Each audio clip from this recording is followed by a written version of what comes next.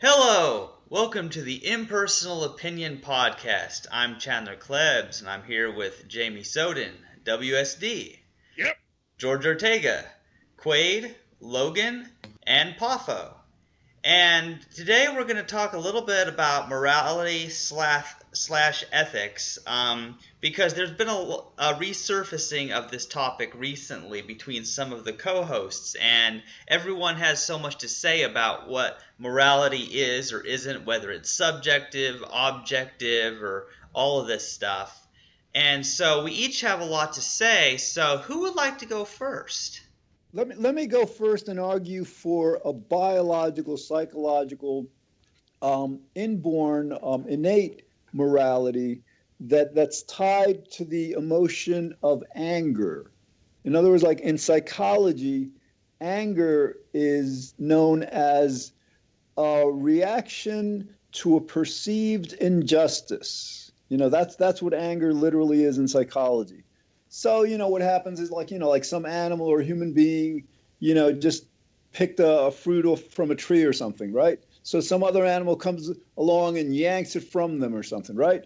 I think we have this natural ability, in some cases, not all, because things get complicated, to know what's right and wrong. I would agree with that, especially when you use the term biological, except that we also have biological imperatives, which are now intrinsically moral given our evolution as a species. So where someone would come in and there would be like the perception of an offense or someone infringing on your territory or making googly eyes at your girlfriend, and you're going to like react as an ape or a primate would, and that is your biological imperative to do. But nowadays, like, since we're Homo sapiens, highly evolved, hominids, we're not going to react on those impulses. So we have, some of us still do, but. Okay, Poffo, wait a minute. I think what would happen is we would still experience the emotion and the moral judgment that what's being done is wrong. But I think what you're saying is that we wouldn't necessarily act on it. We wouldn't necessarily become aggressive or hostile. Absolutely. Right. So our morality has developed further. So what I'm trying to say is it's not just biological, and we can't always listen to our biological imperatives. Otherwise, we would all be reproducing, and we wouldn't have this antinatalist attitude that like me and Chandler have, that we don't think that we should reproduce. That's a conscious choice as a highly evolved, organism that's no longer following the biological imperative. All I'm saying is I agree in part that we have intrinsic, innate biological morality based on the fact that we're a social species, that we have to work in groups, we have to work together, as I think Jamie mentioned altruism, but there is also a higher developed level of morality that we should follow and adhere to as well. I think, in general, like our basic morality is I think, primitive in a sense, but I think, it could be summed up with that adage, don't do unto others what you wouldn't have done unto yourself, right? I mean, like if you don't like being treated in a certain way by someone, then I think that would kind of like structure your moral compass, to tell you would. Sorry, that's a good general rule, but it doesn't apply in all cases. Some people are sadists, some people are sadists. It doesn't always apply, but the golden rule is a good general rule of thumb. I would say, and I just unloaded all of this on to Chandler. I sent him my excerpts from my book, wherein I have this personified anthropomorphic vision of nature that imparts a new set of commandments to the main character of the book. And all the commandments, it's almost like a rewriting of the 10 Commandments, and it's like the highest system of ethics and morality, basically, that's attainable, and it all revolves around biocentrism. So I would say, even beyond the hedonistic imperative, beyond the desire to avoid pain and seek pleasure, beyond our innate imperatives, we need to have a biocentric attitude, and biocentrism should be the structural basis for all morality and ethics. And if you guys aren't familiar with that, I'm not talking about Robert Lanza's book, The Biocentric Universe. That's something else. That's a little bit more in pseudoscience. But I'm talking about what the actual definition of the word biocentric means. It means life-centered. So essentially anything that is life-affirming, that promotes health and wellness to living organisms is good, and anything that does the opposite of that, anything that creates harm or destruction or imposes upon the rights and values of living organisms is what's considered bad. So it's the value of life. I believe in my model, in my ontology, that's what should be the utmost what should be paramount is the biocentric attitude, and that's the basis for my morality. That sounds similar to the British philosopher John Locke's definition of goodness as that which creates happiness, but except it's replacing happiness with life. We run into some problems with that. Poffo, how would you address, for example, somebody who's like chronically ill in great pain, and the person is like crying out for euthanasia? He wants, Sure. Yeah. What we're talking about is not necessarily. I mean, I could play devil's advocate and give you like a list of arguments against this. I've thought it all out.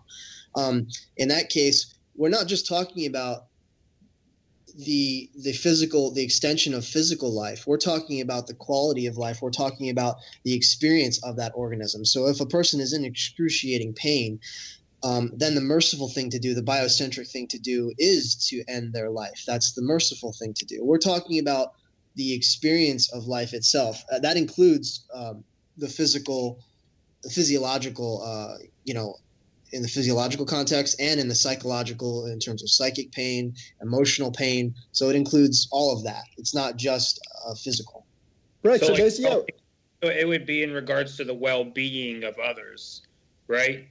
The well-being of the self first. Actually, first and foremost, it's the well-being of the self, and then you have to qualify that by saying what is actually healthy and beneficial and life-affirming, and what is not, because a lot of people are psychologically disturbed, they have mental disorders, so they don't know what's best for themselves. But it's what's the well-being of the self and the well-being of the group or the other. So we're thinking more in terms of symbiotic relationships, homeostasis. We're thinking more in terms of what is good for the entire species, the entire interconnected system.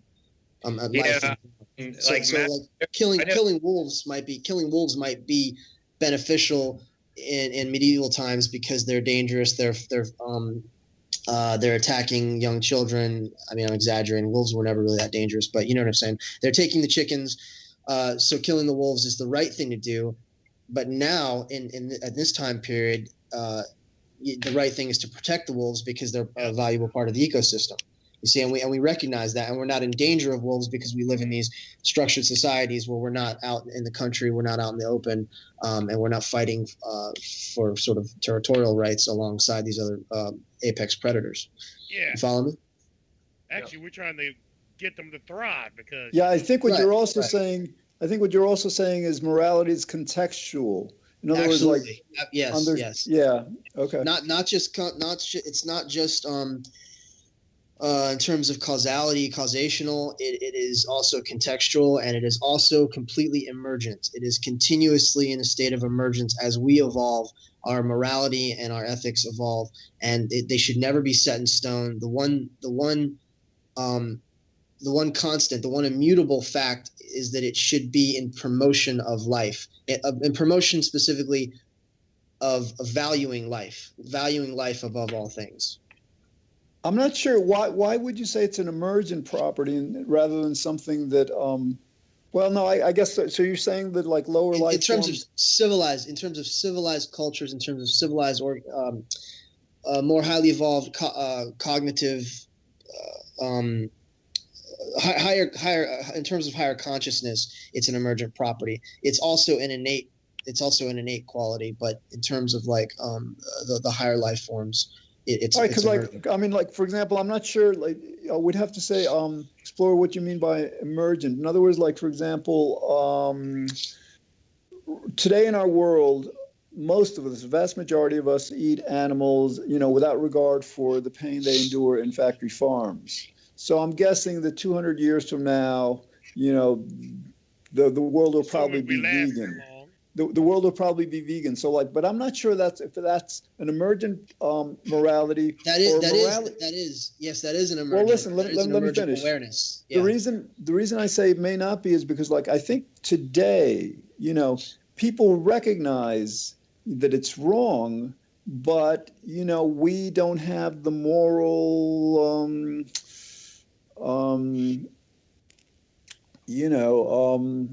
compass. We're not our conscience isn't strong enough. It's not like that we don't recognize that it's wrong. It's like we just. I disagree. I think it comes down to education. It comes down to awareness, because the vegan movement is huge, and as soon as people become aware, you watch Earthlings, Cowspiracy, Forks Over Knives, you become vegan overnight. As soon as you develop that level of awareness, obviously you have to have that predisposition towards compassion, towards intelligence, to act more selfless, and to not be so self-centered. Papa, I'm not sure it's about awareness, but rather education. In other words, naturally, if you don't know a harm is happening, you can't really be against it. Right. You're proving my point. That's emergence. That in my view, that's exactly like the example I gave, the metaphor of the wolves. Whereas what would be biocentric to colonists, or I don't even know, like a pagan. I'm trying to think, like some people living out in the country. Peasants. What would be biocentric to them to protect their children, to protect their livestock, whatever, would be to kill the wolves. Nowadays, what would be biocentric is to abstain and to conserve and to protect those animals, because of our education level, because of our sort of our distance from them in the natural environments and the ecosystems. You understand? So that's how it's an emergent property, that it's something that develops as we evolve as a species in a societal level. That's what I mean. What do you guys think about this, Logan, Quaid? Well, what I think so far is, I've noticed that as some atheists, what they'll posit for secular morality is that as long as we can agree that we put the well-being of others first, then we can make objective statements about morality. We can say things are necessarily right or wrong based on the well-being of others. I do believe it is contextual, though.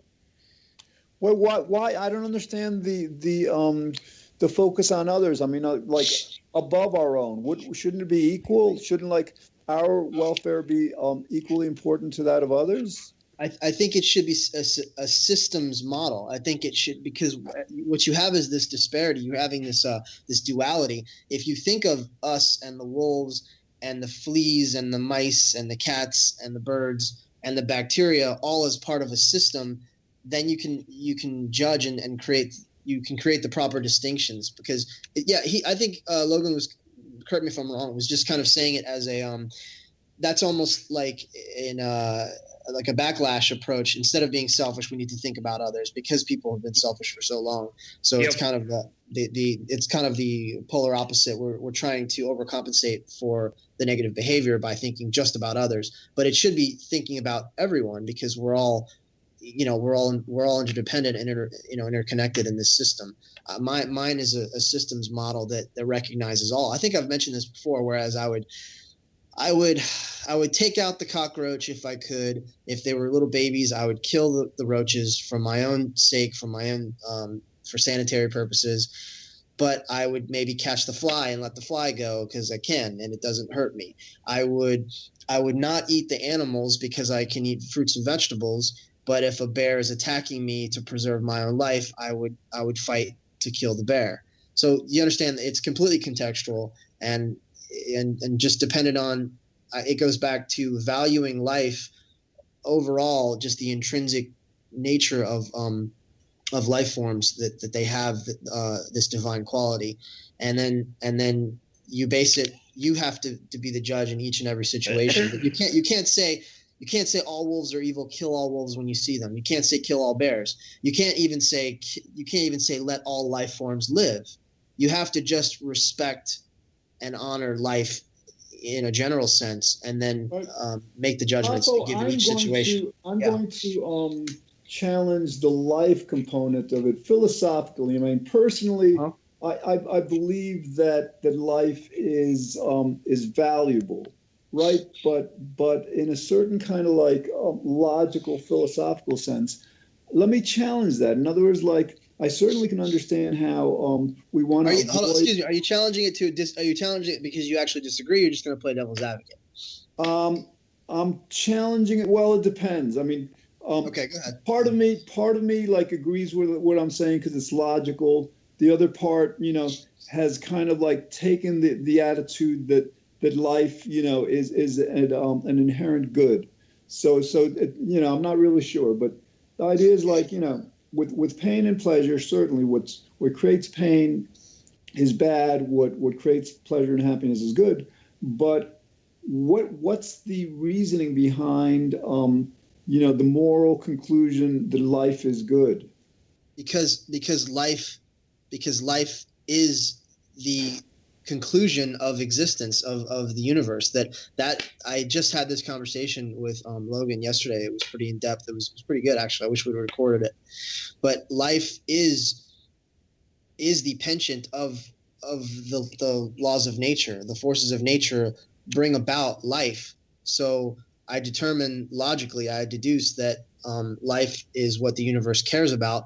Therefore, life is the most important. And that also coincides with my biological, as you said, my intrinsic innate desire to help and to heal. And my sympathetic neurons when I see someone suffering, and I would seek to mitigate that pain. Also my, just in a social societal way, like that working together, working in cooperation is more beneficial to myself and to others. So in every way, it's logical and rational. Well, Poffo, let me challenge that. In other words, like the universe, as far as we know, has been around for about 14 billion years. Life has been around for about 3.5 to 4 billion years.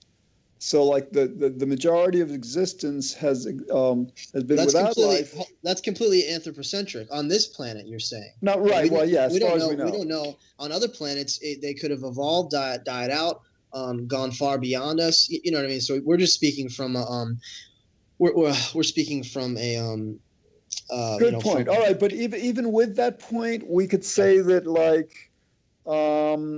The known universe is 14 billion years old, and so life couldn't have exceeded that as far as we know. And then, our logic tells us that there's an eternity of time before the known universe and an eternity of time, after. And yes, you're right. We can't know whether there was life or, before and after the universe. But I still don't get I don't get the logical defense. Why life is the most important.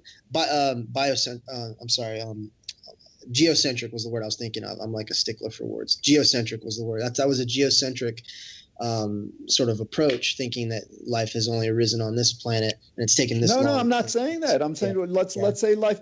My personal belief is life has to exist, abundantly throughout the entire universe. The laws of nature are consistent throughout. Then it's happening everywhere at all times. We're just too far from the nearest. Is it Alpha Centauri? What's it called? I'll just research that planet. Proteus B, I think. I know. But what's the argument for concluding that life is good? In other words, like one argument can be made, Poffo, that without life there's no pain. Sure. And we're getting into antinatalism, which I did my homework on because I just joined that group and I started to realize that there's this whole movement of people who feel the same way as me and Chandler. They want to stop reproducing. What you're saying, right, is the argument that what is better, kind of in Ecclesiastes, whether it was Solomon or whoever wrote it, that better is those who have not yet been born to not experience the pain and suffering that goes on under the sun. I would say what makes it good it's not even a good or evil thing. What makes it desirable, what makes it the objective, is the fact that it's what ends up occurring. So because it's what ends up occurring, I am following suit with the laws of nature, saying this is important, this must be important. At the same time, the vacuum of space, the emptiness, the millions of years that it was just bacteria, the millions of years before that, that's also good because that's part of the process. But if this is what the culmination of existence has led up to this point right now, and this planet is filled with an abundance of life, and because of the laws of nature, life seems to be the penchant probably everywhere else, then I would say it's a pretty good estimate to say that life is the most important thing. That's why it's biocentric. Do you follow me? Well, yeah, I mean, my challenge to that might be that, life as we know it necessitates pain, whereas like there might have been like a quote unquote consciousness within the universe before life began, and after life, let's say, might end on this planet or in this galaxy, whatever, that might be more desirable. I would say experience. I hope you could follow me because I'm following what you're saying, but I would say experience is actually trumps it. Experience itself trumps what is, and within that experience, pleasure and fulfillment and joy and peace and happiness are what is most important and desirable. You're saying, say, the Omnia or the Dios before it became the universe didn't know anything, didn't know pleasure from pain, didn't know up or down, and that was better because I always come back to this. I know you say that existence. No, actually, I'm not saying that. Papa. Creates pain. Papa, I'm not saying that. I'm saying that. Yeah. I'm saying that like that. Yeah. Life, biological life is what gives the opportunity for pain, right, as well as pleasure, of course. But what I'm saying is that like what preceded life might have had a different mechanism for pleasure without inviting any pain. I know we talked about this once before. I'm saying that you cannot have pleasure without pain. You can't experience anything without having its opposite or its contrast. You have to have that contrast. And I'm not necessitating pain. I think we should avoid pain. I think we should create anesthesia. We should methods of homeopathic or drugs, medicinal things to do to alleviate pain, and we should strive toward ending pain and suffering and even death. I agree with that, but I'm also saying that in a qualitative sense, you could not even know the value of what joy and happiness and peace and pleasure are without first experiencing its opposite. There's no way to do it. You can't have a blank canvas and say this is good. It's nothing. You have to have. There has to be contrast. There has to be some distinction. My response to that would be to ask you, like, whether you remember ever having been dead, and then like, do you value life? Because it seems like we value life, never having experienced death. No, but I value life from the sensational experiences that I have, and I value it due to the seeing the cessation of life, of seeing death and the end of this experience. I'm not arguing with you. I'm not saying that non-existence or oblivion. I'm not saying that existence and perception and life is better than oblivion. I'm saying within the experience of life is more valuable. Within the experience, within the context of life, like the experience of oblivion is no experience. And whatever the universe was before it became the universe, I'm saying it wanted on a personified level, it wanted this. Otherwise, this wouldn't have happened. So there's something valuable about life. Let's get some more views. Quaid, what's your take on this? I think he left the call somehow. Oh, I see Jamie, Logan, and W. Oh, all right. So Chandler, what's your take? Yeah, this has been very interesting so far, with what you're talking about, the pleasure and pain in life and stuff. And it's interesting to think about because when we think of life, we think of consciousness, don't we? I mean, we think of awareness of consciousness at some level. And so it does seem like with being aware of things, that comes with the pleasure and the pain. And yet we all want the pleasure without the pain. And I say, why can't we have pleasure, no pain? Like I would have liked it if the universe had allowed us to just feel pleasure, and instead of having pain when something threatens us, that we just die painlessly if we're going to die.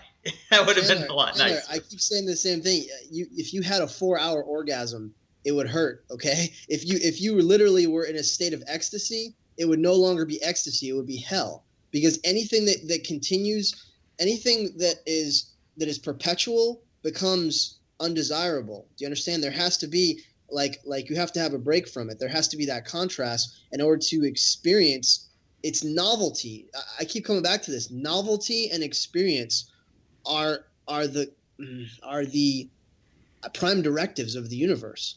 And within that novelty and experience, to the organisms, the life forms, the manifestations that are engaging in the activity, obviously pleasure and pain and joy and happiness are preferable, and that's what we should move toward. But what I'm saying is, like, you wouldn't even know what pleasure is if there was only pleasure, and you would probably get sick of it. I mean, we know this. The grass is always greener on the other side. People never like where they grow up. They always want something more. They crave novelty and new experiences. I'm saying that change and variety, like, that's what makes life worth living. That's the entire purpose, is to experience something new. Well, yeah, Poffo, but we can have a variety of experiences without experiencing pain, though. No. See, Chandler, you're speaking from this point right now, knowing what pleasure and pain is. I agree with you. Let's move forward from here and try to avoid pain and try to eliminate it. And I think George had talked about this. He's talked about this many times before. But I'm saying, if you never experience pain, if you never experience pleasure or pain, whatever you experience continuously would not be desirable. That's what I'm saying. Poffo, let me challenge that. So you said, 4-hour orgasm would ultimately be painful. But I mean, if you apply that reminds me of that there's this spider out there that does bite you and does give you a 4-hour painful erection before it kills you. Yeah. Jesus. That's the first thing that came in my mind when y'all That's said funny. that. Like, what the hell? We won't explore the visuals that we think of. Long-lasting Viagra. But all right, but the thing is, like, if we apply that, we can apply that argument to life and say, well, like, if a 4-hour orgasm is going to result in pain, how about a 10-year life? That's got to be agony. I guess I'm using it because it's such an extreme example, but obviously your body contracts and you tense up, and you know what I'm trying to say. There is that contraction and that rush, and then it's the release and the relaxation afterwards that makes it enjoyable.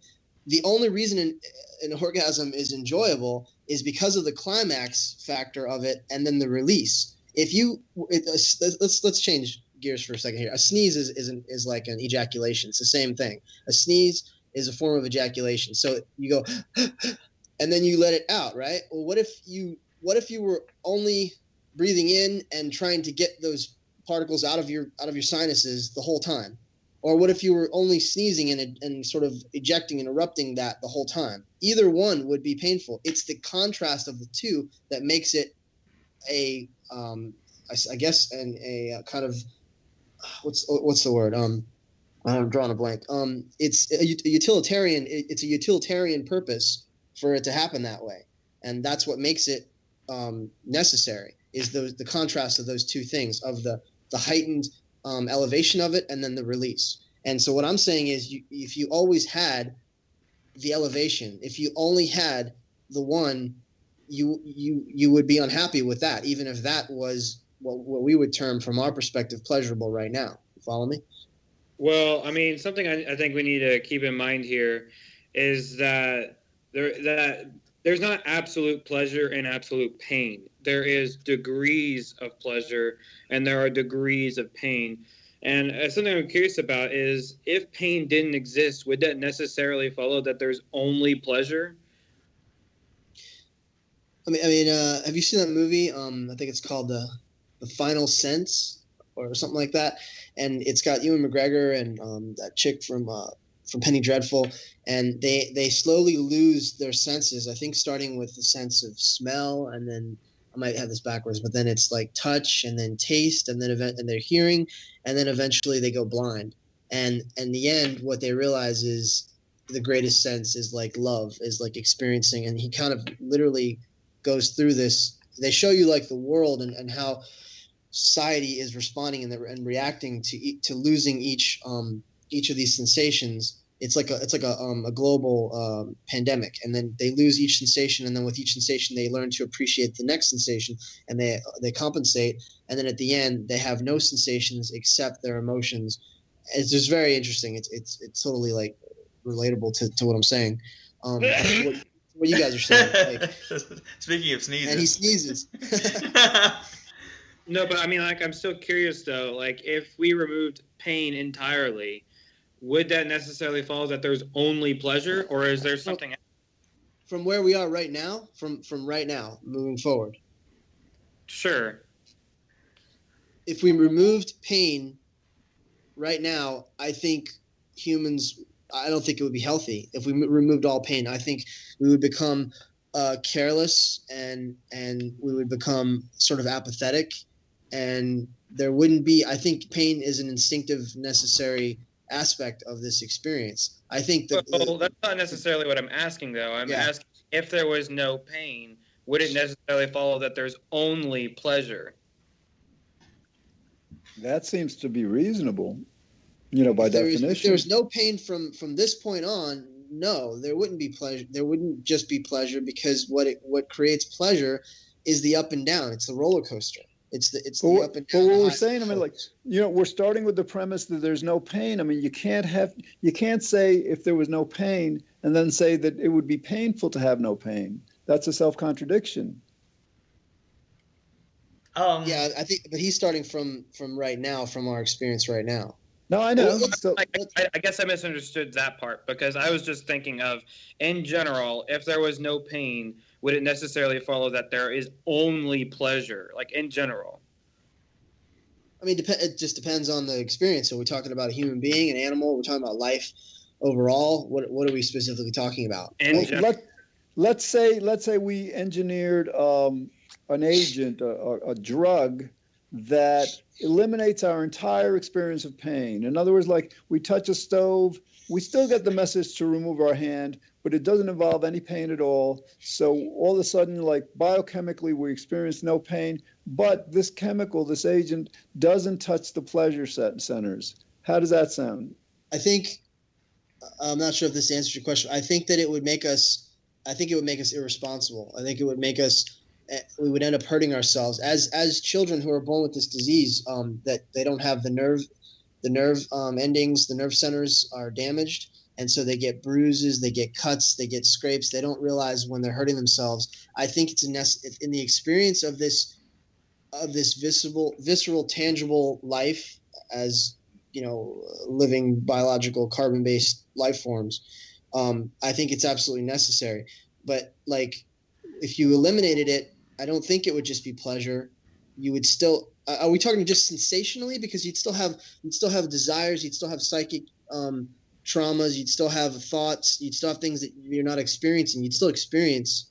We're just talking about physical pain. You got to realize that all pain fundamentally is psychological. We hurt ourselves physically, and that's that pain is felt in the brain in a similar way as like not getting what we want is felt.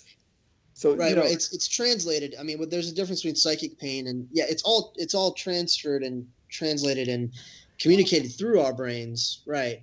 But I'm saying if you have no sensation, and then you're just living in the world of no sensation, you could still experience sadness and grief and things like that. You're saying it's all one thing. So if we remove that, the question is, would everything else be pleasurable? I'm saying that what is truly pleasurable is balance and homeostasis, so that there is not more pain than pleasure, but there is a healthy. It's kind of like a seesaw, and we kind of get to the point where we finally balance it out. Where the seesaw is level, basically. The seesaw is level, and we balance it so that there is less and less and less of the negative and more of the positive, but the positive is experienced it has to be experienced in relation to the negative, otherwise it will not be positive. I believe this gets to the core of the entire purpose of existence of the universe. The cyclical nature of the whole universe is happening for that reason. I don't know. I hope we're not getting like way off topic. I think we are. Talking about morality pleasure and pain are very, very important in the context of morality. And ethics, yeah, they are. Because here's the thing, guys. Now, I want Jamie to also be able to have some say since he's staying up late to be with us. But for example, I would have to say that like morality or ethics is a system we use to maximize pleasure and reduce pain. That seems to be what the goal of morality or ethics is. Yeah. And so pleasure and pain are central. Yeah. I don't think it's the only goal. I think that's a huge part of it. I also think it's to prolong the experience of life. I think it's to improve the quality of life.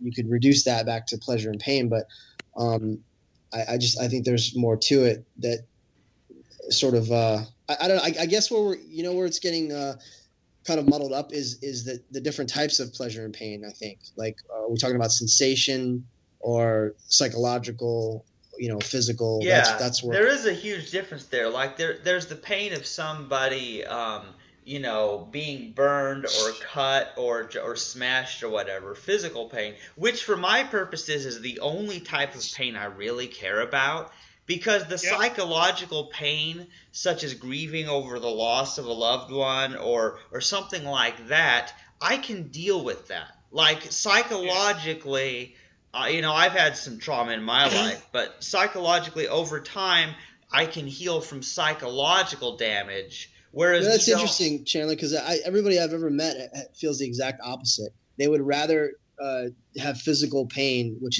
seems much more temporary, and than psychological, than emotional trauma and stuff like that. Every person I've ever met says the exact opposite. But I'm not saying you're wrong. That's just your experience. Right. Well, it's interesting because here's what I look at it is that a large amount of my psychological pain is by knowing the actual physical pain that all the animals, humans included on this planet, are experiencing, and especially for the dumb reasons that they are.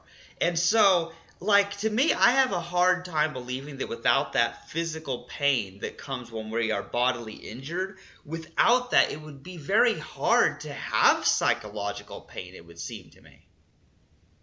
Well, yeah, no one is saying that we want to maintain the kind of system that we have right now. Remember that nature is primitive and it's a self-organizing emergent system. So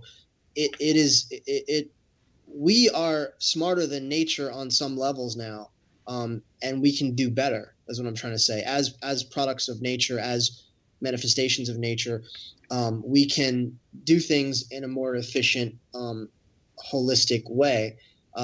Nature operates with incredible proficiency and efficiency, but at the same time, it's very short-sighted, narrow-minded. It does what it does for the individual organism, through natural selection, through evolution and everything. But like what you're talking about, I'm not saying that we shouldn't eliminate pain and suffering on any level. I'm saying that it had purpose to begin with. There was a reason for it. We would not have the understanding that we do that pain and suffering is bad if we had not experienced and seen so much pain and suffering. You follow me? So it's an educational aspect. And now that we know better, that we can do better. We don't have to kill and mutilate and torture and harm. We can do the opposite. But we would not know. Literally, the universe is learning what right and wrong is through us. We now know that these things are undesirable and unwanted now. Right. Because I agree of the with experience that. of it. So it was a necessary evil to get us to this place. Otherwise, there'd just be no education. I keep going back to that. You literally, like Adam and Eve, Genesis mythology, you literally don't know right from wrong. You literally don't. You don't know that you're naked, and so maybe you're better off in ignorance. But at the same time, that's not what life wants. Life wants to evolve and learn and grow and expand and sort of become self-aware. See? Yeah, well, I agree with what you. Yeah. I'm not sure our morality as human beings is superior to that of nature. I think, we can argue for the opposite. For example, nature can be very violent, vicious, but that violence, is very temporal. It doesn't last long. Compared to, for example, like, we torture people for, put them in cages for years, and like what we do to animals. Or animals, yeah. George, no, human beings, we are superior to nature in terms of morality, and at the same time, we are absolutely the most detrimental force in terms of morality simultaneously. Nature is incredibly primitive and brutal and cruel. It's also fair on a certain level. It's all about maintaining balance and homeostasis, but it doesn't care about the individual at all. We care about the individuals and the whole, and human beings absolutely are the first. Well, let me ask: Are we saying, because like we're saying that we care because we experience ourselves caring, but are we saying that the universe doesn't care because we haven't discovered a mechanism that would explain that caring? The universe begins to care as its individual constituent parts begin to care. So as each species, as each biological organism learns and develops what morality, ethics and morality, that is the universe collectively learning morality. But from the beginning, from the get-go, this is morality and ethics are an emergent property. There is a penchant to evolve, to self-organize, to sustain, to adapt, survive, to reproduce, to multiply, to spread out, to sort of manifest in all these different forms, and that's it. It's a general system that's embedded. It's a general kind of programming that's embedded in, where all that matters is that life forms will arise and emerge in as many forms as possible, in as many different ways as possible, to ensure that they live as long as possible. And now it's so that we can have a higher quality of that existence. Like, whereas in nature it does not have its own morality. Its morality is developing through us.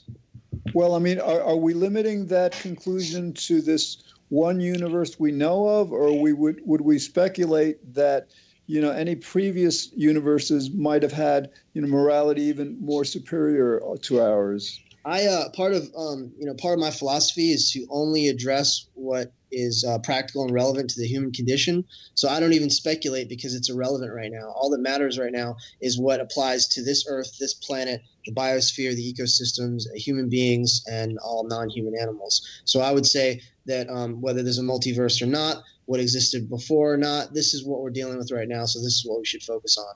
So I don't know if that answers your question, but I'm saying, yeah, no, that's good. That's good. It's irrelevant. It's nice to speculate, but it's completely irrelevant because we have enough to deal with right now. We got enough on our plates.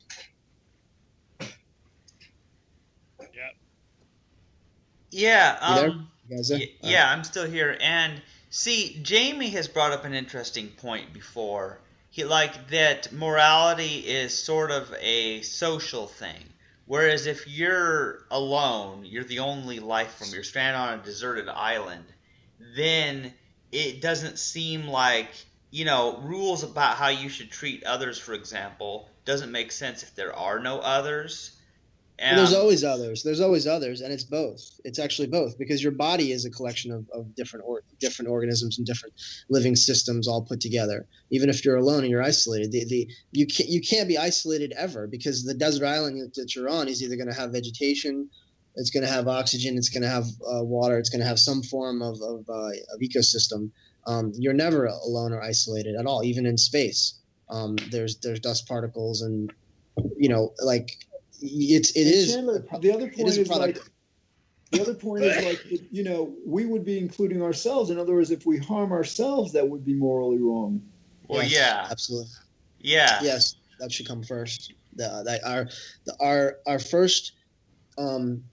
first prime directive is to honor the divinity of the self, of who we are as unique, expressions of the divine, of the unique biological organisms that have this incredible legacy behind us and have this incredible potential set out before us.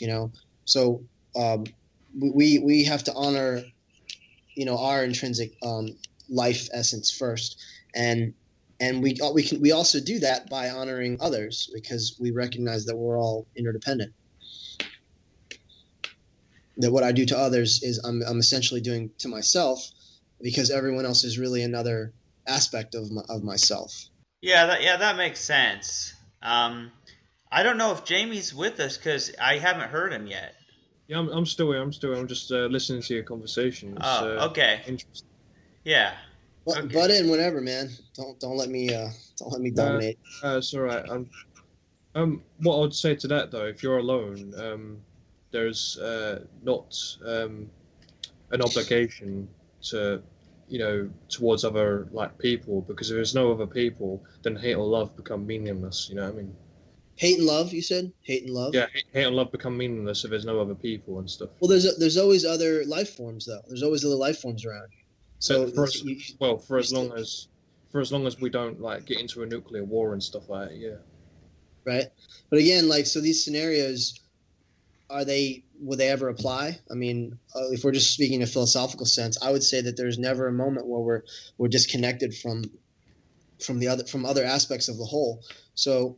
I would agree with you, Jamie, that it is a social facet of our experience, and it's also a biological imperative. It's also an emergent property that is developing as our education levels rise, as our consciousness becomes more and more acute and aware of of the big picture. Our morality also grows and changes, and it's completely it's malleable in that sense. It's always going to be. It should never be stagnant. It should always be in a constant state of emergence, because life itself is always moving and shifting and transforming and changing. So, but you see how everything that I say, I relate it back to life, because just by studying biology, by studying life, you can understand ethics and morality. I don't believe ethics and morality are a strictly anthropocentric concept. They should not be anthropocentric. They should be biocentric. They should not just be egocentric. They should not be geocentric. We always have to look at the greater picture, and you can do this going inward as well in the micro world. That we don't just live in a world that's made up of the things that we see. We live in a world that's also filled with microorganisms. So if we don't wash our hands before surgery, for example, the person that we're working on is going to get an infection. So we have to be acutely aware of how the system is interconnected and how there are germs that live and grow everywhere. So everything that we do is dependent on having that greater perspective. We can't be myopic about any of it. And I wanted to say something else I mentioned earlier. If anyone questions this concept, this idea that the goal of life, that the penchant of life is to exist and grow and thrive, that life is the most important thing, just take a piece of fruit, take any little piece of food, any little scrap of anything, and just leave it out for a week and see what happens. You always have mold. You always see the growth of microorganisms and fungi and bacteria, and that's the given. You can even in space, you can have no oxygen, and the little water bears survive. The little tardigrades, they survive. And what I'm saying is, life is the norm. It's the inclination of existence of the universe. Even though there are vast distances where there seems to be no life, the laws of nature effectively provide the tools necessary to create more life out of that nothingness. All right, guys, this has been great, but I got to get going. But continue. It's an excellent discussion. Okay. Okay, George. Take care, man. Yeah. Hey, Poffo, did you say that tardigrades can survive without oxygen? Sure. Whoa. Yeah. That leads to an interesting idea. Yeah, they can they live in space. They can live in sulfur. It's crazy. They shrink down and they deflate their bodies, and then when they get wet, they come back to life. It's amazing. They're called extremophiles. There are extremophiles everywhere. And again, this is like what I love those guys. They're a great little model, a good symbol for what I'm talking about, for the inclination of life to always exist in some form or another. I have no doubts whatsoever there's life on Mars in microbacterial form, or under the giant the glaciers and the frozen lakes of oh crap, I'm drawing a blank again. Somebody help me out. Who knows astronomy and stuff? Is it the frozen moon? I think one of Jupiter's moons. Yeah. Yeah, well, yeah, the idea, like, I don't remember. Just keep talking. I'll think of it. Yeah, well, I remember reading something about tardigrades. Europa. That's it, Europa. Yeah. This is what happens when I write and I don't talk to people, so my mind is always. Well, these kinds of life forms that can live in extreme conditions are called extremophiles, right? Right. I remember hearing in the David Attenborough documentaries about them, and there's these things at the bottom of the deepest oceans called tube worms, and they open up the possibility of like life forms existing very deep underwater, even when there's like no sunlight or anything. They live off the sulfur and this toxic fumes. Yeah, absolutely. See, we just define life, carbon-based life as we understand it, but that's just our limited perception. I think life comes in trillions and trillions of forms, every possible scenario that could be. Everything you could ever think of actually has already existed on this planet. It's incredible. Like if you look at any of Hegel's drawings, and just of I forgot what they're called, but they're corals and all these amazing like designs and structures. I mean, like life wants to exist and diversify, and so again, getting back to ethics and morality, the most important thing is that we let life do what life wants to do, and that's to exist and thrive, and with the least amount of suffering, with the greatest potential for fulfillment, and and sort of like whether it's psychological, emotional, physical, joy and pleasure that it can, because that's what it wants. I mean, life wants to thrive. So that's my imperative, and that's like my basis, like for everything. And in terms of valuing and respecting that divine principle that's in everything, that you, like I said, take a piece of cheese, take a piece of food, whatever you want, like, and just leave it out. And what ends up happening? Life arises from that. Life is attracted to it. It grows off of it. It grows in the most inhospitable conditions, just like Jamie was talking about. Yeah, as long as temperatures aren't in the too extreme, like near absolute zero, like in deep space, for example.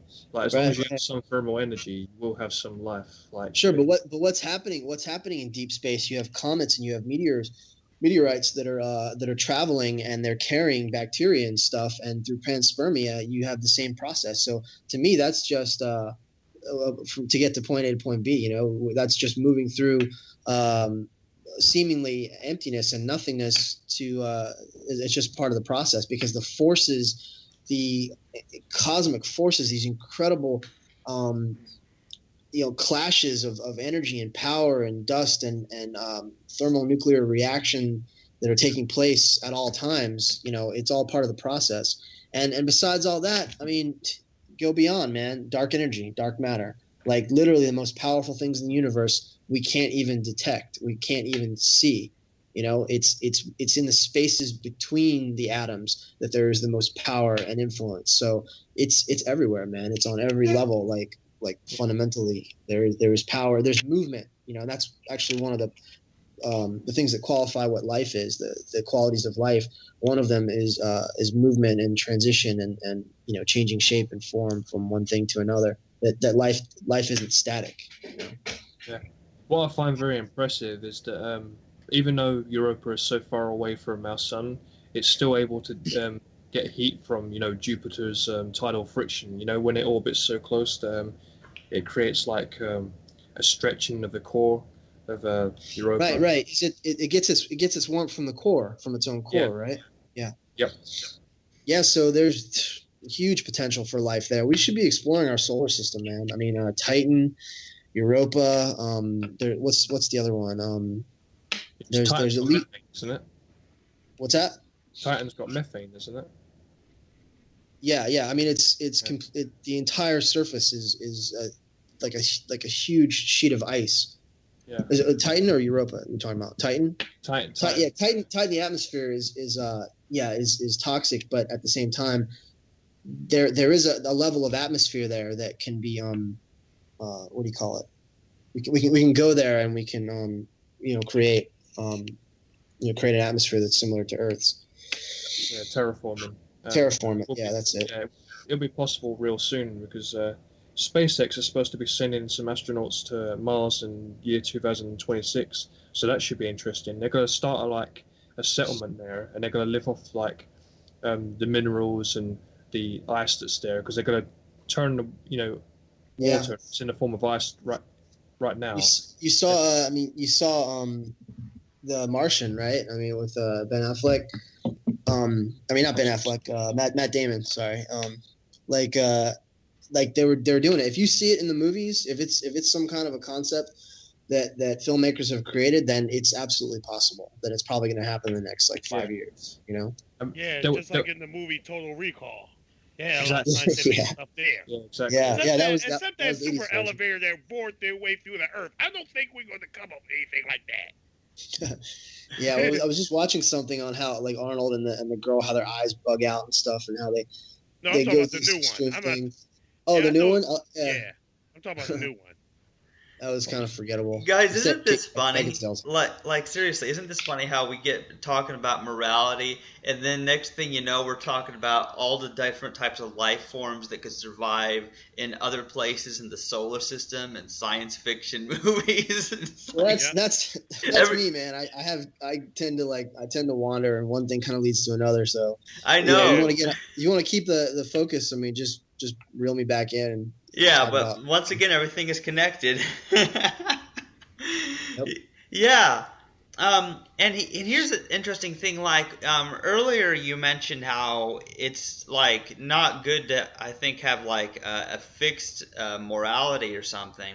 Right. I mean, literally, the Ten Commandments are written in stone. I mean, how much more stagnant and anachronistic can you be? It needs to be. It needs to be completely malleable. It should be written in water. It should be written in our hearts. It should be written in the green of the Ten Commandments as well, because the Ten Commandments are just so black and white. And this is why Richard Dawkins says he doesn't believe in moral absolutes, because you need a moral system that's subject to change. If you have a fixed moral system, then how can you learn anything new? You got it. And because life is always in a constant state of flux and change. So we must be, in order to survive and move with it. Exactly. As we evolve and as our intelligence and consciousness and self-awareness emerges, so too our morality must evolve and adapt and change. And so it's a slippery slope, because you'll say, well, then morality is subjective. There's no objective morality. Well, there is no objective morality in a sense on a universal scale, because life is not a stagnant thing. Life is always evolving and changing. So, but in terms, mean it in a religious sense. I mean, the universe doesn't tell us that we're objectively villains or heroes, good or evil. Right, it's not telling you that you deserve to go to hell for something you did in the past. Good and evil are only applicable to human beings who have the capacity to distinguish right from wrong on that cognitive level.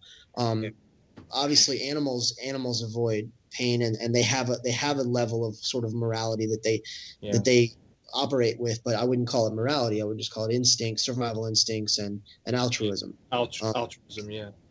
And as for pain and pleasure, I would say that pain and pleasure are objectively in existence, because we can experience and observe these things. These things are provable, tangible, and testable in a laboratory.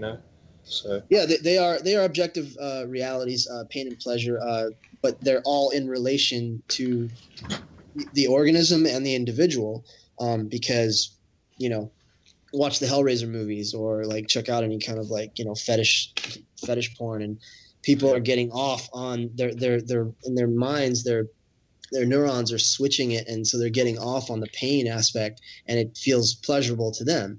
So what's painful to one person would be pleasurable to someone else. That's not to say, like I said, I'm reiterating that it's not that morality is subjective. There's a general sort of objectivity to it, and then on an individualized level, it should always go back to what is healthy, what is life promoting to the individual, to the species, to the environment, to the whole. What produces higher quality of life. Yeah, and you can even reduce that down and try to figure out, well, what does that mean? What's higher quality of life? I would say longevity, fulfillment, joy, physical sensation, the body operating in balance with itself. Where all systems are functioning at an optimal level.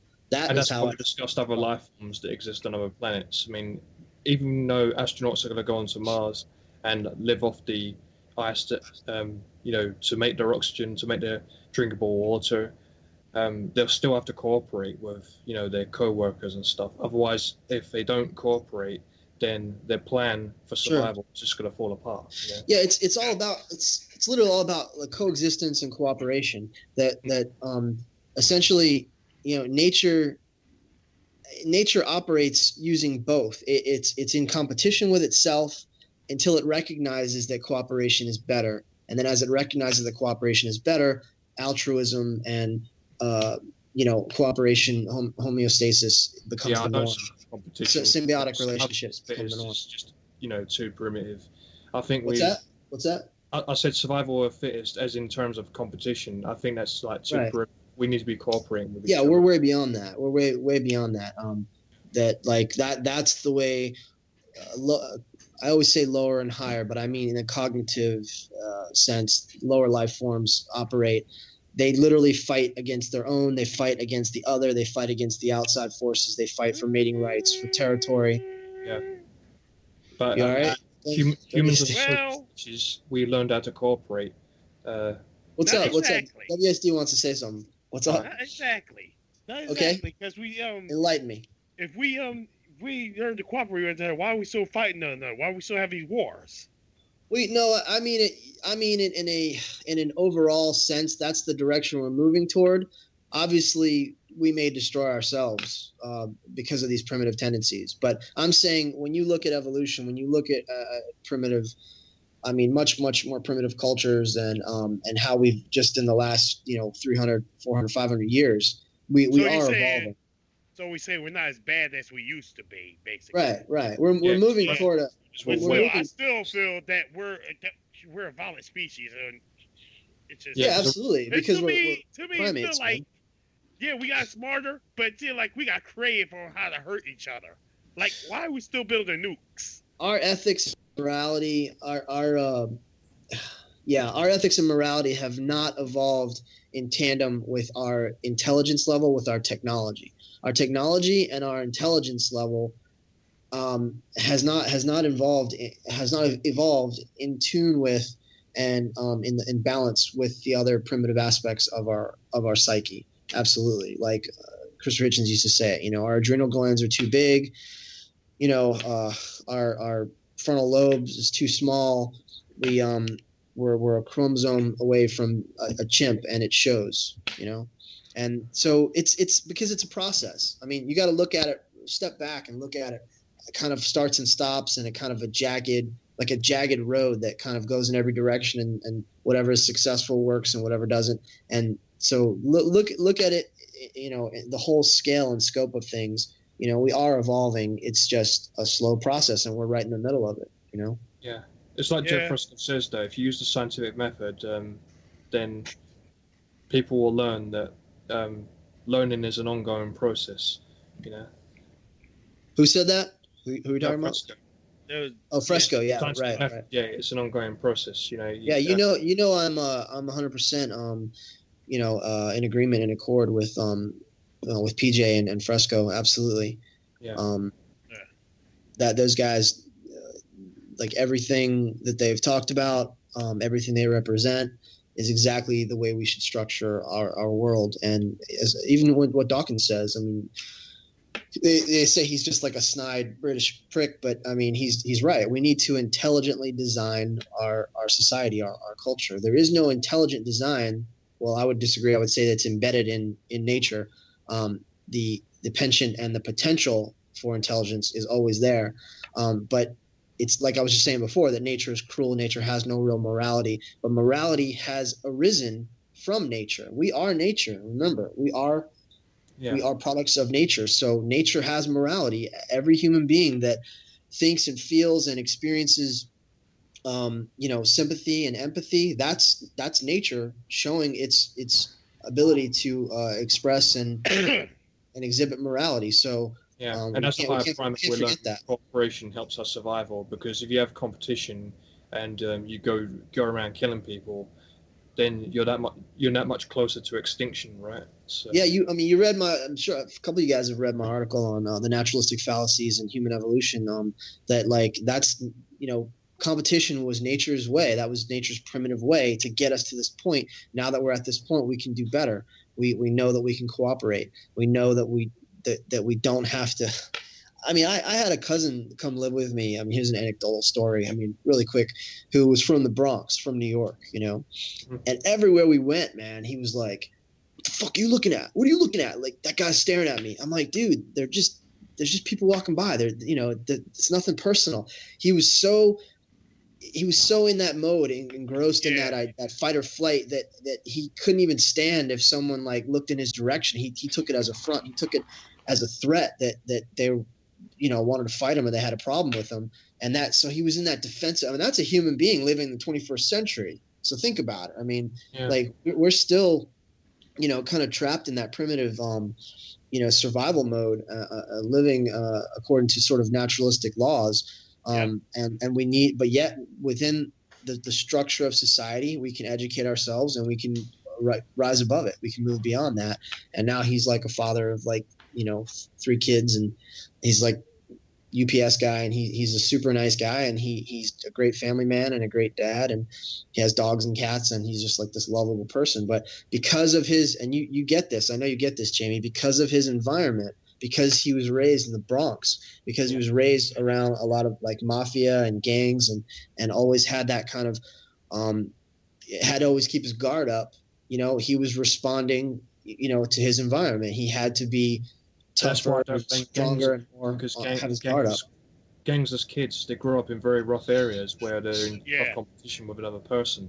Like if they were seen as a soft person or a weak person or whatever, I mean, they would constantly be bullied, or they would just get killed in an instant. So to survive, they had to be tough. That's the primitive survival mechanism. Is I need to survive, I need to adapt, I need to become a monster myself. That's all serial killers, all children that are abused end up being abusive. I think I just watched Halloween, Rob Zombie's Halloween 2. It was literally all about that. How he was actually, he had given up and he wasn't going to kill, and then the guys came and they were beating him with a bat, and that's when he put the mask back on and he became that monster again. He was just like this hobo. I don't know if you guys saw Rob Zombie's Halloween 2. It was the That's exactly why when I go to New York or go to Philly, well, I live in Philly, there's certain areas I avoid. And it's not just what you said. I mean, your laws have to coincide with the nature of reality. If the laws don't fit the circumstances of which the person is in, then those laws will be violated always. Right. So say like you can't apply the ethics and the morality that we as philosophers what we would exhibit, what we would portray. You can't take that mentality, to South Central and some places like he said in Philly and whatever in the city and act that way. You have to literally adapt, or you're going to get killed, or you're not going to be smart. You're not going to be able to. So there you go, because someone could be literally acting nice to you and they're really trying to rob you, or rape your girlfriend or whatever. So you got to get primitive with it, and you have to respect your own life. Your own life principle first, and protect yourself, and if need be, defend yourself, and you need to inflict harm and cause suffering on another person to protect your own life. So it sucks. It's just our world is not balanced, I'll be back. consistent. I'm going to the bathroom. Yeah, man. Yeah, our world is not consistent. It's not balanced. It's not evolving and in a healthy, balanced way. So it's up to, I don't know. What would you guys say? Is it up to the majority? Is it information? Is it media? How do you civilize the world? There's still places where people practice cannibalism, you know? Well, obviously a relevant education is the best way to do it, but you know, whether or not people accept this is another thing, right? Are you still there, Chandler? Yeah, I'm still here. I just have my mic muted because you guys are talking. Oh, okay. Yeah. Anyway, yeah. Well, it's a quagmire. We're in it, but you gotta look at the bigger picture, and if you can see that we are more evolved than we were 100 years ago, that we're more evolved today than we were yesterday. Every day is a learning experience, and those who are on the path of educating themselves and becoming more virtuous and more ethical, then there is hope, because that's what it seems like life wants. So we may not get there individually, but we're gonna get there. We're gonna get there. There's been documentaries on youths who have been in gang culture for a long time, and they were pressured into, selling drugs and doing other kinds of crimes because they got jealous about what other people, they got jealous about things that other people had, and they felt like they had to, have these things. Yeah, they had to, for identity, like a sense of self-identity. They had to all the bling bling. Yeah, that's structural violence. There it is. What was I going to say? Oh, okay. So here, let me think about this for a minute. Take someone from the Middle Ages. Take someone from maybe the 16th century, even 15th century, in Europe and England or whatever. Now put them in this society right now. Okay, This is paradise. I mean, we've got running water. We've got all this automation. We've got laws keeping people from robbing and stealing, basically. But this is the contextual. The point here is that we are always moving forward, and we are always better than where we were. And this is a paradise to other people. I mean, you see the movie Castaway. Remember Castaway? This is a great sort of visual of this. In Castaway, when Tom Hanks, he spent weeks and weeks trying to make fire, right? And this is one of his first nights there on the island.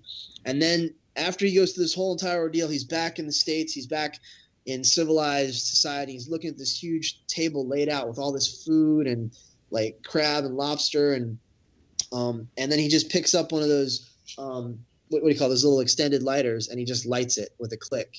And it's wow, everything he went through, the irony of it, everything he went through to try to make fire, and we have it in our society, in our culture. It's right there, like a little machine like that.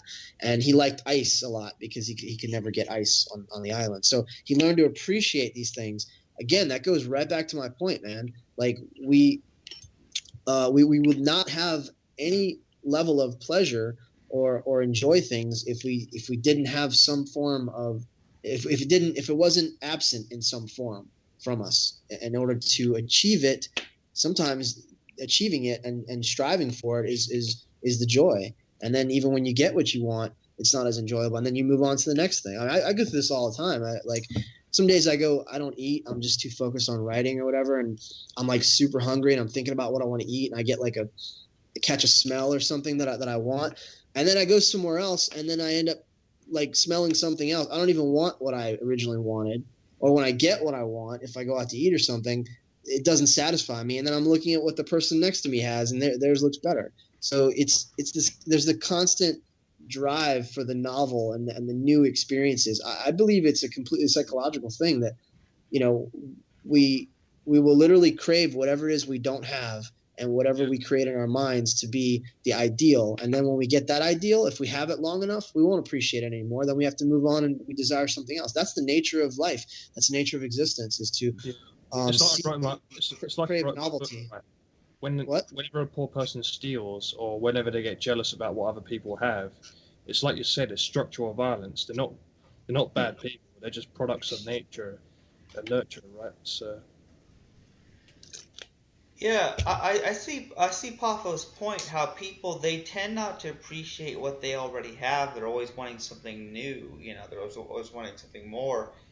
I think that goes back to the point he was trying to make earlier about like how we wouldn't experience, we wouldn't appreciate pleasure if that was all there was. Is that what? Yeah, there'd be no such thing. There would literally be no such thing. I'm looking at your icon right now, right? This sort of hexagonal. Oh yeah, that thing. I made an Inkscape. And I'm seeing the Magen David in there, the Star of David, the hexagon. I'm seeing it, and I'm seeing the contrast of the black against the white. Now, imagine if it was all black. Would it be good or would it be bad? What would it be if it's all black and that's all you see? Or imagine if it was all white. Now, imagine that you have black for a good portion of time, and you have a little bit of white. You would want the white. And imagine if you had the white, like for a good portion of the time, and you only had a little bit of the black. You would want the black. The Buddha, this is exactly why the Buddha left the palace in the story. Siddhartha, he gave up all of his riches and the pleasures and the lavish luxury and the decadent lifestyle because he saw the suffering of his people. He saw what other people went through, and he didn't feel right. He knew that like it was wrong, and he sought out to understand why why humans and animals suffer. And he gave it up. I mean, because to him, on a certain level, like that wasn't enjoyable anymore, to just stay in that palace protected and kind of hedged in and have everything he could ever ask for, everything he could ever want. That was not pleasurable because he saw the little bits of the amount of suffering. An old man, what was it? A sick man, an old man, and then I forgot there's three that he ran into. And he wanted to, he actually made himself experience that. He became like an ascetic. And he almost killed himself, starved himself. And, in the bodily mortification process of trying to find enlightenment. And then it was all, he realized there was a couple different stories, but it was about the guitar string, and that, you can't have it too tightly and you can't have it too loose. It has to be the middle way is the best way. It's all about balance. So, I mean, there's a lot of different things you can take away from that. So it's the idea that having one thing all the time will no longer be a good thing. And having, even if that good thing was something that you desired before, once you have it, you get used to it. And that's the nature of existence, of life. Life always wants to seek out novelty, seek out to boldly go where no one has gone before, like you want the new world, the new frontier, the new horizon, to the challenge of getting to the top of that mountain and then seeing what's beyond that. That's what it's all about. So it's not about being stagnant, because life is not stagnant. Life is always seeking greater and greater levels of expression, self-expression, and experience. Yeah, I see what you're getting at there. Yeah, if it was just one thing that we experience all the time, it would cease to be desirable after a while. In fact, you guys may have heard of this. There are some people who claim that an afterlife, if it existed, like heaven or hell, even heaven, like would get extremely boring after a while and they'd want out. Depends on, of course, I've heard it. It depends on what your heaven is. If it's described in the Bible, that's hell. That's North Korea, like Christians used to say. Just worshiping and groveling and praising day after day. I mean, it's a nightmare. It's complete servitude. No, heaven for me is exploration, is being able to explore, to go beyond the boundaries of this life, to go beyond the boundaries of the body, to literally learn new things every single day, and this is very important, to create new things, to be creative, to literally express yourself and evolve and continue this process, this cycle of creation and destruction, which is what makes the whole thing possible. Like it's all about like being creative. To me, heaven would be coexisting with every other life form in peace and harmony and being able to explore and experience new things and not knowing what's next, not knowing. That's why we enjoy movies. That's why we enjoy books. That's why the universe exists, because Omnia wanted to experience something new. You know what annoys me about Christians sometimes is that they waste their time waiting for some, paradise in an afterlife, and they take it to the extreme where they just don't bother making the paradise on earth. Yeah, absolutely. It's the worst, especially ones that believe in pre-tribulation rapture and whatever, that they're going to get taken up out of the world. I mean, you completely negate the responsibility we have as stewards, as the most. And I say this with some caveats. I mean, I guess you guys you're on the level, you understand me. But when I say we're the most intelligent species on this planet, we have a responsibility. We should be stewards of the planet. We should be caretakers of the earth and protectors of the environment and of ourselves and of every other living organism, and learn to coexist. And sometimes that might be, population control. That might be selective breeding, whatever it takes. It should be about balance. And a lot of people, of course, would say, oh, that's eugenics. Oh, you sound like a Nazi. So you're going to control everything. But seriously, people just don't think this stuff through. They're too caught up in their biological imperatives and their cultural conditioning and their presumed ideas of what's right and what's wrong. As people, as mediators would say, we got to eat. We animals are here, and that's the law of nature, and life feeds on life. We're all heterotrophic organisms, so that's the way it's supposed to be. But me and Chandler, I'm sure, have come to this realization that, it doesn't have to be that way. And you're making this naturalistic fallacy, looking backwards at what primitive nature is doing, instead of recognizing, well, we don't, we brush our teeth, man. Like women shave their armpits. We wash our hair. We go to the bathroom. We have plumbing. We do all kinds of things that primitive nature doesn't do. We don't, even if you're a mediator, you don't chase down your food, rip it apart with your teeth, eat it alive, and drink the blood. Right? Yeah, that's right. We're not really carnivores, man. We're something else. We're omnivores who like to think when we feel like it that we're carnivores, and like to make these associations, but they don't exist because you're not ripping apart. Look at your nails for a minute. And tell me if that can hang on to a gazelle. Look at your legs and tell me if you can run as fast as a cheetah to catch an antelope. Look at your teeth and tell me if you can rip apart the skin, the hide of a buffalo. Well, judging by the bite force we have, and the strength we have, and the speed we have, not a chance. We're not that good. You know what? Hey, Chandler, I just remembered. This is what I wanted to talk about. This was the subject I wanted to talk about, was what we were evolving into, the idea of evolution. Remember that long time ago I said this, I wanted to get into this, that we actually are pretty pathetic in terms of physical evolution. We're not that strong. We're not that fast. Our eyes aren't that good. What we are good at is thinking and contemplating and manipulating our environment and using logic and reason and having imagination and complex the complex thinking and complex abstraction and the thought processes. That's what we are good at. And that's why we're almost like we're evolving down a completely different path, because you throw us out in nature. I mean, you ever watch that show, though? It's pretty cool. Was it like Naked and Afraid? And they drop these people off and they're completely naked, and they give them like a knife. They give them like 2 objects, and then they have to survive for like 2 weeks, 2-3 weeks. They make food and shelter, and it's pretty awesome. But we have evolved so that we're dependent on our inventions, on our technologies, these extensions of ourselves.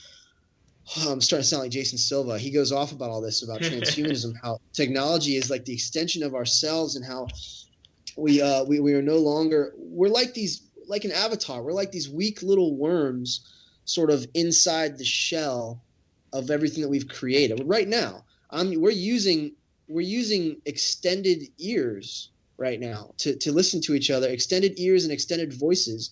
Our vocal cords are extended through these computer interfaces, and we're listening with ear extensions, basically, with amplified audio tools. Yeah, So, I get what you're that's how saying, we're Poffo. evolving. Yeah, What? I get exactly what you're saying, Poffo. The way human civilization and the technology, it has enabled us to overcome our weaknesses and the fact that we are really pathetic, in our abilities when compared to these other animals. And so the only thing we've got going for us is our deep philosophical analysis and our technology Our that allows us brains, to do. our big brains, and our big brains, and our ability to contemplate and reason and ruminate and reflect because we have the time. I mean, don't get me wrong. We didn't get here just by using our brains. We were the most dexterous species because we were bipedal, because we had opposable thumbs, because we walked upright, because of because of all the components came together in the early hominids, where the early primates were the most efficient, and because of our ability to use tools, because of our social our social inclinations, that we worked in groups, that because of the cooperation, because of all these different things, we became the most successful. And then as we evolved and became Homo sapiens, we are now developing into Homo technologists. I don't know, Homo intuitus now. So we have now evolved beyond the physical mode where it's just fight or flight and survive. And instead of growing a thicker coat of hair on our back to protect us from the winter, we actually killed animals and wore their skins. And we build houses now, and we protect ourselves from the elements like that. So we're evolving inward and using environment as extensions of ourselves. And so I don't know where I'm going with this, but I guess it's the idea of what are we evolving into? And I think this is the point. We should not go backwards and think that, like, on any level we are subject to Darwinian evolution. We are no longer subject to Darwinian evolution at all. We are not. So we are completely carving out our own path now, and that means we should never make correlations or associations or try to make comparisons between us and other apex predators or other lions and tigers and bears. Yeah, I was waiting for you guys to say, "Oh my," and I was like, "We should not make that comparison to what we are now, as evolved Homo sapiens backwards, and think that anything that applies to primitive nature, that applies to organisms in nature, apply to us, because they don't. We're in a completely different paradigm now." Yeah, I agree. We're on a whole different system that removes us from what previously happened. Because previously what happened is if, say, there's some disabled member of any species, well, it's the first to get killed by predators. If it's blind, Right. or if it's deaf, or if it's Right. lame or whatever, Yep. then it just gets killed by predators or whatever. The genes don't get passed on, right? Exactly. Whereas what favorable genes. yeah, but what humans do in our society, at least the nicer of us, is that we don't just kill off the disabled. A lot of people want to. They're weird like that. But we actually try to make it so that everybody, regardless of their situation, can experience some happiness, live out their life. Sure. It's part of the reason that we have the overpopulation problem. I mean, get this straight, though. The Earth is not overpopulated with humans. Our societies, our cities are overpopulated. The Earth can sustain everyone right now and more. But it's that our cramped, congested cities and metro areas and even in squalor, the places in poverty and in third world countries and stuff are completely overpopulated in a clustered kind of congested way. But we could spread out if we could make use of all the resources. We could spread out and we could live comfortably everywhere. But the education level is not there. But yeah, everything you're saying, yeah, absolutely. Like it's a completely different paradigm. So we're looking at a level of evolution that no other species is engaged in right now except us. And I was about to say, it's kind of an important point. That can all get taken away. Like literally, that can all get taken away with a solar flare, an EMP blast that'll wipe out the grid, and we go right back to the fucking Stone Age where we're having to survive, live off the land. We're having to grow our own food, and then we will start physically evolving again. And we will, but hopefully we'll have the same intelligence from the memory of how far we came in society, and we'll be able to sort of rebuild. but we could go backwards. We could lose everything. There could be a natural disaster. We could lose our infrastructure. Our entire way of life could change, and then we go back, and then it's the indigenous peoples who will be our guides, and it's the people who are the natives and the people who are already living close to the earth and we're growing their own food and we're sustainable, living in sustainable communities. They will become the most important people. Fuck the politicians, man. Fuck all these sports superheroes. What the hell are we looking to these people for they're in these constructs that have no relevance or value or meaning to the real world? If you tear apart this societal social structure, break down the monetary system, it's useless. It's pathetic. Maybe an athlete will be someone who's physically fit will have more endurance and will be stronger, but they definitely won't have survival skills. So we need to look to the indigenous cultures and the Native Americans and the people who are living close to the land and are living close to the earth and respect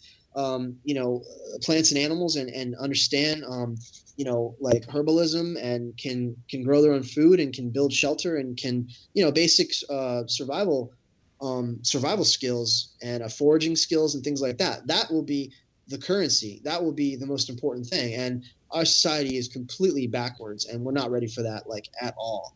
So what I was trying to say was we could start evolving, on a primitive level again if we lose our technology, if we lose the internet, if we lose all of our communication systems, and we'll go backwards. But hopefully we'll have the records of all this information, this knowledge still there somehow, whether it's in books or whatever, just through our cognitive, our memories. And we'll be able to start again. Yeah, this is so interesting, but it is like my bedtime. I really need to end this so I can get to bed. And I do feel like we didn't really stay on the topic of morality all that much. It seems like we kind of got. I tried. Yeah, we try. We got off onto interesting what life is out in the universe and all this fun stuff about how humans are separate. We're no longer subject to natural selection because of the way we do things now.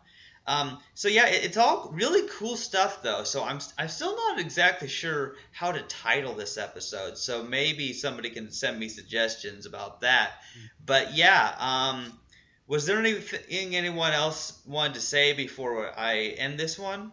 No, that's it. I don't. I think that's it.